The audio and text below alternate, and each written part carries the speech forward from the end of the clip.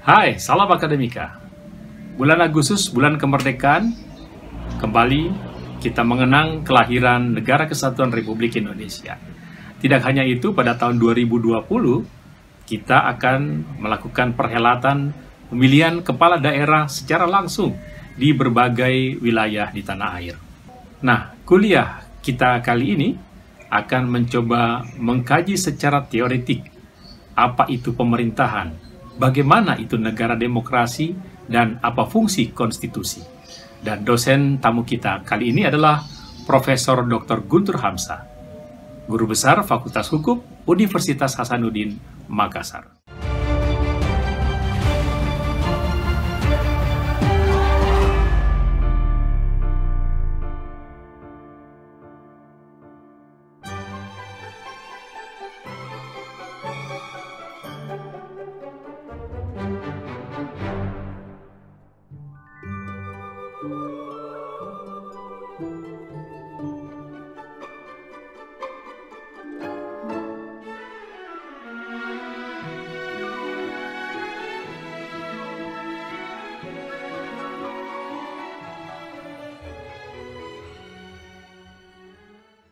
Tidak satu pun negara di dunia ini yang tidak memiliki pemerintah. Untuk menjawab pertanyaan, mengapa suatu negara harus memiliki pemerintah? Setidaknya ada 4 teori atau pendekatan yang dapat menjelaskan mengapa suatu negara harus memiliki pemerintah. Yang pertama adalah teori clan theory. Yang kedua disebut dengan divine theory atau teori ketuhanan. Yang ketiga disebut teori kekuatan. Ya. Yang keempat disebut teori perjanjian. Nah, 4 teori inilah yang dapat menjelaskan mengapa suatu negara itu harus memiliki pemerintah. Teori pertama mengatakan bahwa suatu pemerintah lahir atau asal mula lahirnya suatu pemerintah itu ibarat sebuah keluarga. Sebuah keluarga di mana di dalamnya ada ayah, ibu, ya, anak-anak, orang tua. Intinya bahwa di keluarga itu ada yang memiliki kemampuan. Orang tua atau ayah inilah yang seringkali diangkat, dipersepsikan sebagai kepala keluarga. Kepala keluarga inilah yang kemudian dalam perkembangannya disebut sebagai pemerintah. Pemerintahan atau pemerintah yang lahir atau yang disebabkan oleh sebuah konstruksi keluarga ini pada umumnya melahirkan pemerintah yang disebut dengan monarki. Selanjutnya teori yang kedua disebut dengan divine theory atau guidelines theory, teori ketuhanan. Menurut teori kedua ini, suatu negara harus memiliki pemerintah atau asal mula pemerintah itu sendiri itu disebabkan dengan pemikiran bahwa pemerintah itu adalah wakil Tuhan di dunia. Oleh karena itu, pemerintah itu bukanlah dihasilkan oleh masyarakatnya, tetapi pemerintah itu merupakan titah atau kehendak dari Tuhan. Kehendak Tuhan yang diberikan kepada seseorang untuk menjadi pemerintah, inilah yang menurut teori ketuhanan ini, inilah yang menjadi pemerintah dalam satu kelompok masyarakat atau suatu negara. Sehingga tidak semua orang itu dapat menyatakan, mengklaim dirinya sebagai pemerintah kalau tidak itu berasal dari kehendak Tuhan. Yang ketiga adalah teori kekuatan. Menurut teori kekuatan, atau biasa disebut juga dengan force theory, atau dalam beberapa referensi disebut juga muscle theory, karena kekuatan ini pada umumnya ada pada orang yang merasa dirinya powerful. Menurut teori kekuatan, adanya pemerintah itu diasumsikan atau dikonstruksikan di mana ada golongan atau orang yang merasa dirinya kuat dan kemudian mengatur atau mendikte kepada kelompok yang lemah. Kelompok yang lemah tentu saja karena posisinya yang lemah kemudian menerima perintah dari kelompok yang kuat. Dan kelompok yang kuat atau orang kuat ini kemudian memaksakan kehendaknya kepada yang lemah atau masyarakat yang lemah atau warga yang lemah. Dalam konstruksi menurut teori kekuatan, bahwa pemerintah inilah yang karena kekuatannya kemudian dia memaksakan kepada yang lemah. Nah, kekuatan ini tentu saja ada beberapa faktor yang membuat orang itu kuat. Kekuatan itu bisa karena kekuatan fisik, seperti Hercules misalnya yang kemudian memaksakan kepada orang yang lemah. Kemudian juga bisa karena kekuatan kemampuan otak, ya. Jadi bisa kekuatan otot dan juga bisa kekuatan otak. Bahkan juga bisa karena kekuatan ekonomi, finansial, ya, atau kekuatan di bidang pengaruh sosial, politik. Nah, semua kekuatan-kekuatan inilah yang kemudian dapat membuat dalam suatu kelompok masyarakat kemudian terpilih mereka yang kuat untuk memimpin atau untuk mengatur atau untuk mendikte kepada kelompok yang lemah. Terakhir, teori yang keempat. Menurut teori yang keempat ini adalah teori perjanjian. Menurut teori perjanjian ini, keberadaan pemerintah dalam suatu negara itu ditentukan karena adanya perjanjian atau kesepakatan antara satu kelompok dengan kelompok lain atau antara satu kelompok dengan pihak yang dipandang sebagai seorang pemerintah atau penguasa. Dalam teori perjanjian ini atau perjanjian sosial atau kontrak sosial ini, keberadaan pemerintah dalam negara itu dihasilkan dari sebuah kesepakatan, sebuah perjanjian antara satu kelompok dengan kelompok masyarakat lain, kemudian menghasilkan satu kesepakatan yang disebut dengan orang-orang yang diberi amanah atau mandat untuk menjadi pemerintah. Nah, terkait dengan teori perjanjian ini atau kontrak sosial ini, ada 3 pendekatan atau ada 3 varian yang dapat menjelaskan bagaimana teori perjanjian ini bekerja. Varian yang pertama adalah sebagaimana yang dikemukakan oleh Thomas Hobbes, ya, bahwa pemerintah hadir didasarkan pada adanya perjanjian antara satu pihak dengan pihak yang lain, antara satu masyarakat dengan masyarakat yang lain, atau satu kelompok dengan kelompok lain, tetapi didasarkan pada adanya penguasaan satu kelompok terhadap kelompok yang lainnya. Sehingga perjanjian yang terbentuk tidaklah murni berdasarkan kesetaraan, tetapi lahir karena adanya daya paksa dari pihak atau kelompok yang kuat terhadap kelompok yang lemah. Sehingga kendati pun itu menghasilkan satu perjanjian, namun perjanjian ini didasarkan atas daya paksa tadi.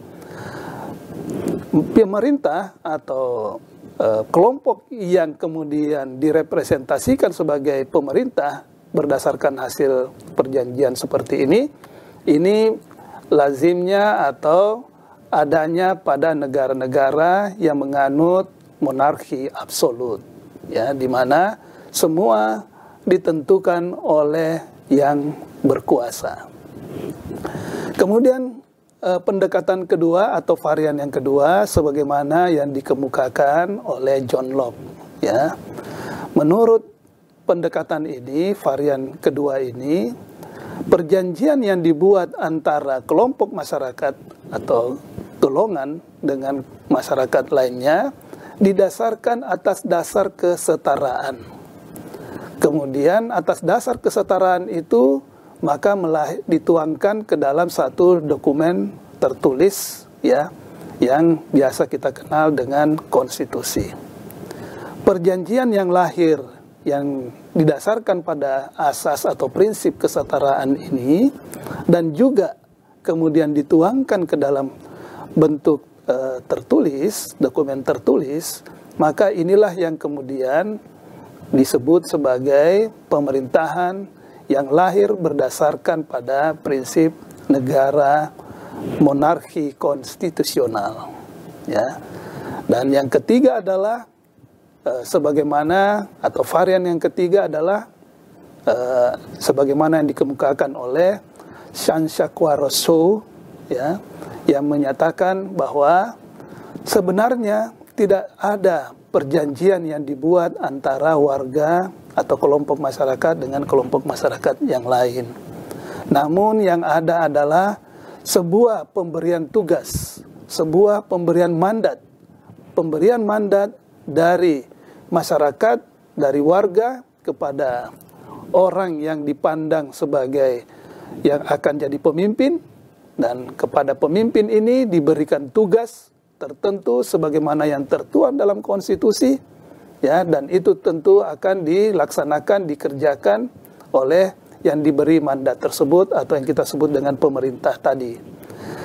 Konstruksi berpikir ini yang melihat bahwa sesungguhnya tidak ada perjanjian, ya, meskipun ini masih dalam bingkai kontrak sosial, namun ya, hasil dari konstruksi bahwa ini tidak ada perjanjian tapi yang ada adalah pemberian tugas atau pemberian mandat, maka negara atau pemerintah yang lahir berdasarkan dengan pola atau skema atau konstruksi seperti ini adalah yang biasanya disebut dengan pemerintahan berdasarkan atau berbasis pada prinsip-prinsip demokrasi.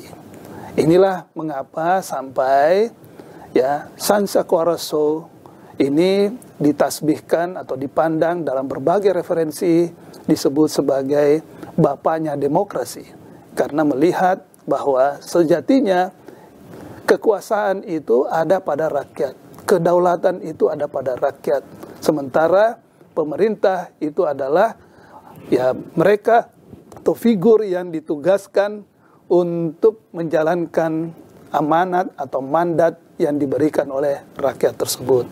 Inilah yang disebut ya dalam berbagai referensi ya di masyarakat seringkali disebut bahwa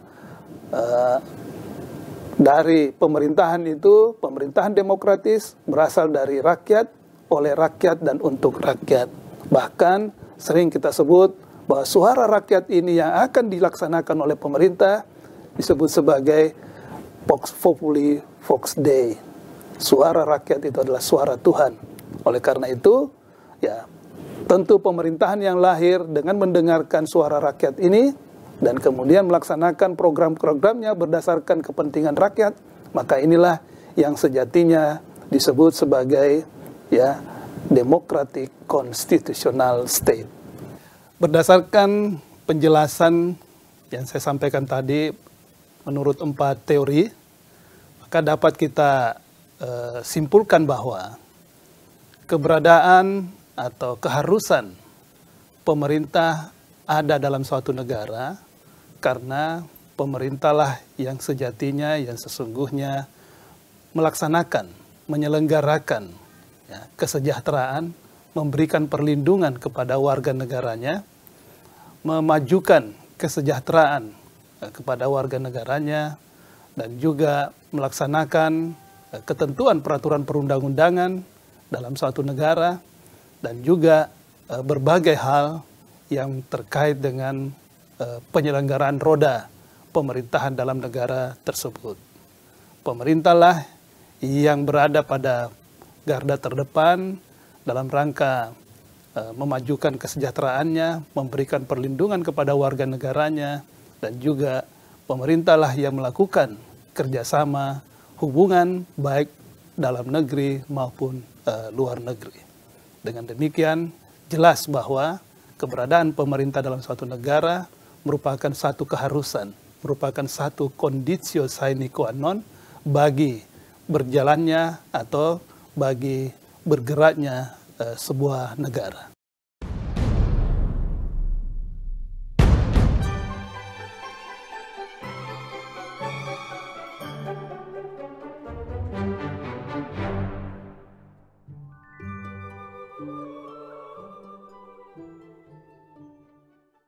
terkait dengan bagaimana pemerintah memperoleh kekuasaan itu, tentu ini juga ada beberapa teori yang bisa menjelaskan.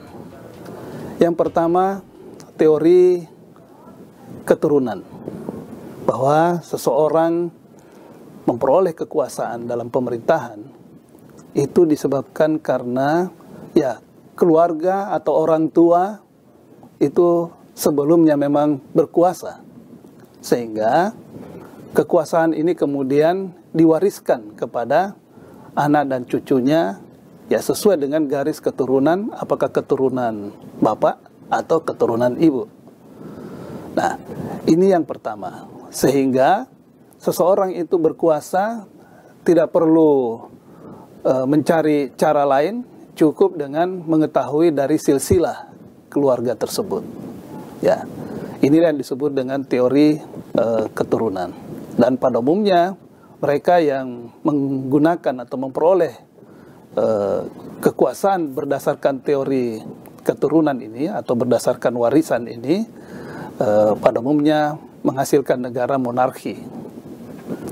Nah, yang kedua adalah seseorang memperoleh kekuasaan ini dikarenakan karena merasa bahwa dia berhak memperoleh kekuasaan itu karena diberikan oleh Tuhan.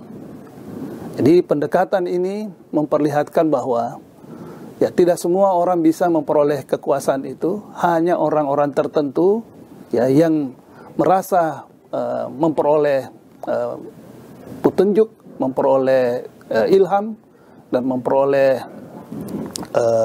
wangsit, sehingga orang itu merasa bahwa dia telah memperoleh kekuasaan dan kemudian dikomunikasikan kepada masyarakatnya, kepada warganya, sehingga manakala warganya mempercayai bahwa memang benar-benar dia telah memperoleh apakah itu ilham, wahyu, atau sesuatu yang sifatnya gaib, dan itu direpresentasikan sebagai bagian dari kehendak dari Tuhan, maka inilah orang-orang seperti inilah yang kemudian memperoleh kekuasaan itu karena berdasarkan kehendak Tuhan.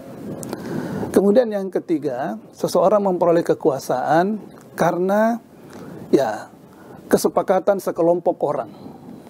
Sekelompok orang yang dipandang bijak, sekelompok orang yang dipandang sebagai tokoh masyarakat. Kemudian dari pertemuan atau dari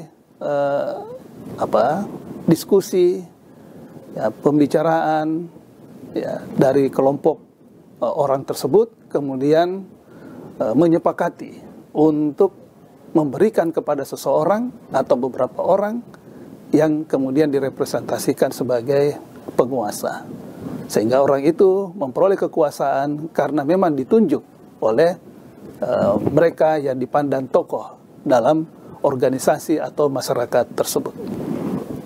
Kemudian yang keempat, seseorang memperoleh kekuasaan bukan karena keturunan, bukan karena pemberian dari Tuhan, bukan pula karena disepakati oleh sekelompok masyarakat atau sekelompok orang, tetapi kekuasaan diperoleh atau seseorang memperoleh kekuasaan itu karena kehendak rakyat, melalui pada umumnya adalah melalui jalan pemilihan umum.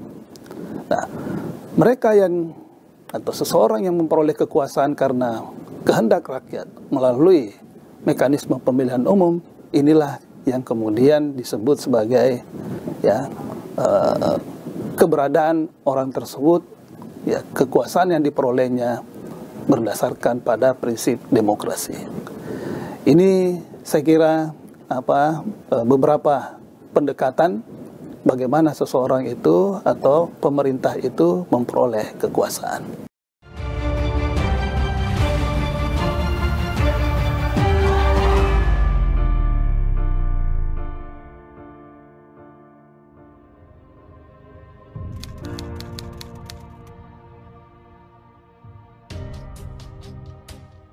Bagaimana pergantian pemerintahan dalam negara demokrasi, tentu ada berbagai pendekatan yang bisa menjelaskan pergantian pemerintahan tersebut. Tentu tidak mudah begitu saja pemerintahan itu dapat diganti. Tapi pemerintahan itu hendaknya sudah memiliki mekanisme, prosedur untuk terjadinya namanya peralihan pemerintahan. Salah satu hal yang prinsip yang perlu kita ketahui bersama bahwa dalam pergantian pemerintahan, mekanisme maupun prosedur itu hendaknya harus tertuang dalam ketentuan yang tertulis atau yang disebut dengan lex scripta. Tidak hanya harus tertuang dalam ketentuan yang tertulis, tetapi mekanisme dan prosedur pergantian pemerintahan juga harus bersifat lex serta, harus jelas, dan juga harus lex stricta. Artinya harus tidak menimbulkan multitafsir, sehingga semua pihak, semua orang yang berkepentingan atau yang terlibat dalam proses pergantian pemerintahan itu, apakah pemerintah itu sendiri maupun juga masyarakat secara luas, maupun juga kalau misalnya ada komisi pemilihan, maka tentu telah memiliki rule of the game dalam rangka mekanisme, dalam rangka prosedur pergantian pemerintahan tersebut. Dalam negara demokrasi, ketaatan terhadap rambu-rambu, prosedur dan mekanisme pergantian pemerintahan menjadi sesuatu yang sangat prinsip. Sebab demokrasi as a procedure. Demokrasi berbicara tentang bagaimana prosedur-prosedur, termasuk di dalam hal ini adalah prosedur pergantian pemerintahan.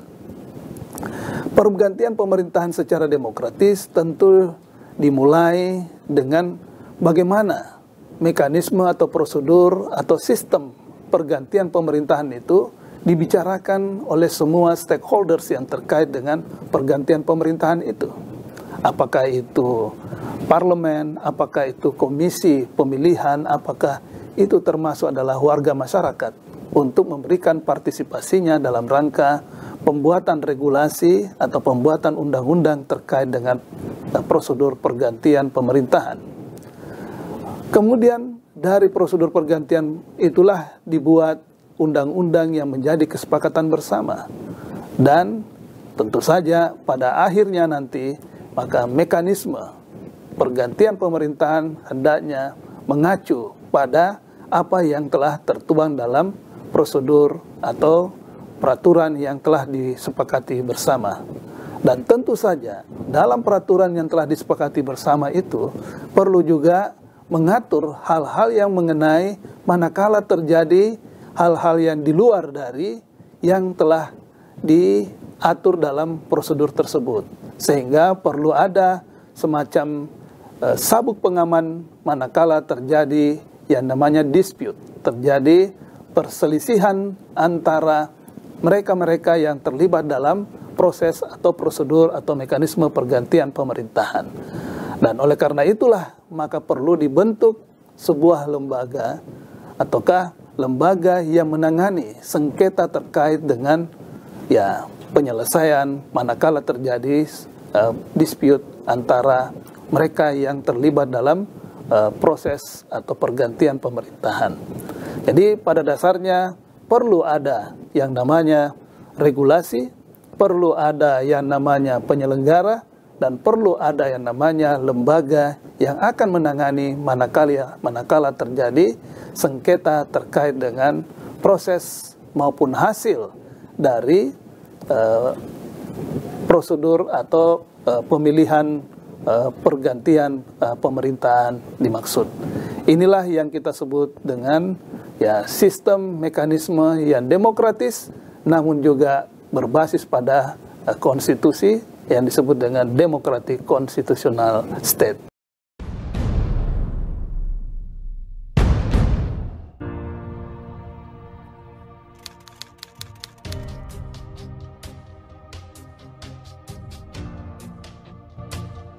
terkait dengan bagaimana pemerintah atau hakikat pemerintah dalam negara demokrasi, ini pun juga perlu dijelaskan bahwa pemerintah dalam negara demokrasi sejatinya adalah sebagai pengayom dan pelindung dari rakyatnya atau warganya. Berhubung pemerintah dipilih dari dan oleh rakyat, maka tentunya pemerintah adalah refleksi atau representasi dari kehendak rakyatnya. Apa yang dikehendaki oleh rakyat, maka itu pula lah yang hendaknya atau mestinya dilaksanakan oleh pemerintahnya, tentu dengan membuat program-program yang sesuai dengan kebutuhan dan kepentingan rakyatnya. Hakikat pemerintah dalam negara demokrasi seperti inilah yang kemudian melahirkan pemerintahan yang demokratis, pemerintahan yang tentu sejalan dengan kehendak rakyatnya. Apa kata rakyat, maka itulah yang hendak dilaksanakan oleh pemerintahnya. Tentu, dalam negara demokrasi, tidak saja berbasis pada kehendak rakyat, tetapi kehendak rakyat yang sudah terdokumentasi dalam sebuah undang-undang dasar atau konstitusi merupakan pijakan utama dalam rangka agar pemerintah dapat benar-benar menjalankan kehendak rakyat tersebut. Sebab kita ketahui bersama bahwa kehendak rakyat yang dituangkan ke dalam konstitusi merupakan dokumen yang supreme, sehingga apa yang menjadi kehendak rakyat dan apa yang menjadi kehendak bersama itu tertuang semuanya di dalam yang namanya undang-undang dasar. Nah, dengan pendekatan seperti ini, dengan cara melihat seperti ini, maka dapat kita ketahui bahwa hakikat pemerintah dalam negara demokrasi semata-mata untuk mengabdikan diri kepada kehendak rakyat berdasarkan pada konstitusi. Inilah yang disebut dengan democratic constitutional state.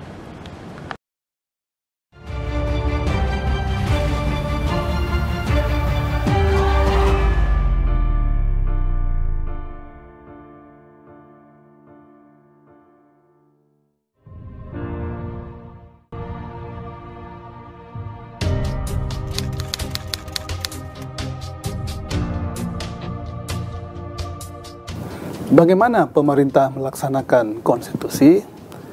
Sederhana saja sebetulnya. Melaksanakan konstitusi adalah melaksanakan kehendak rakyat. Oleh karena itu, dalam konstitusi telah dirumuskan tidak hanya kaidah-kaidah atau disebut dengan pasal-pasal, tetapi juga mengandung yang namanya prinsip-prinsip dan nilai-nilai. Pemerintah yang memahami konstitusi adalah pemerintah yang tidak saja memahami pasal-pasal, kaidah-kaidahnya, tetapi juga memahami nilai-nilai konstitusinya, memahami prinsip-prinsip yang tertuang dalam konstitusi tersebut.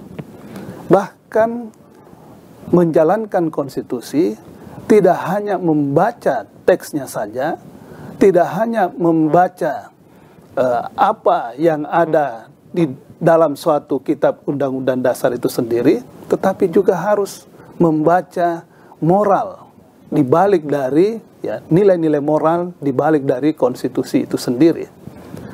Tidak hanya membaca teksnya secara letterlek, tetapi juga hendaknya membaca teksnya disesuaikan dengan konteks, apa yang disebut dengan original intent atau sejarah atau pemikiran-pemikiran yang berkembang pada saat rumusan dari pasal-pasal yang ada dalam undang-undang dasar, tetapi juga harus dikaitkan dengan perkembangan masyarakatnya. Jadi tidak hanya teksnya, tapi juga harus konteksnya. Konteks ini tidak hanya konteks pada saat dirumuskannya pasal-pasal yang ada tertuang dalam sebuah undang-undang dasar, tetapi juga memahami konteks ketika kaidah atau pasal itu diterapkan. Nah, disinilah pentingnya apa yang disebut dengan nilai-nilai konstitusi, prinsip-prinsip konstitusi, agar konstitusi atau pasal-pasal atau norma atau pasal yang ada dalam konstitusi kemudian disinergikan dengan kondisi atau konteks sosial yang ada di masyarakat itu. Maka negara demokratis, negara yang menjunjung tinggi supremasi konstitusi adalah negara dan pemerintah yang benar-benar memahami konstitusi dengan membacanya, tidak hanya teks tetapi juga moral reading yang ada di balik teks tersebut. Inilah cara, ya, tetapi ada hal yang penting dari sini adalah bagaimana semua ini, apa yang ada dalam teks itu benar-benar diabdikan untuk kepentingan masyarakat sebesar-besarnya atau seluas-luasnya. Memahami konstitusi dan melaksanakan sesuai dengan nilai-nilai dan prinsip-prinsip konstitusi merupakan satu bentuk, ya, satu bentuk pelaksanaan negara demokrasi berdasarkan konstitusi, atau yang selalu disebut sebagai democratic constitutional state.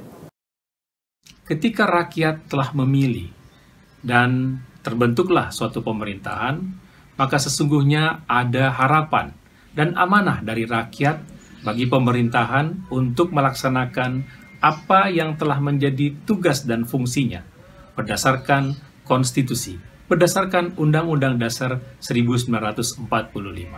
Demikian kuliah kita hari ini terkait dengan pemerintahan, negara demokrasi, dan konstitusi bersama dosen tamu kita, Profesor Dr. Guntur Hamzah, Guru Besar Fakultas Hukum Universitas Hasanuddin. Semoga ada manfaatnya, lebih kurangnya mohon dimaafkan. Seperti biasa, saran dan usulan topik dapat Anda kirimkan melalui email ke riksawaninstitute@gmail.com. Sampai jumpa dan salam akademika.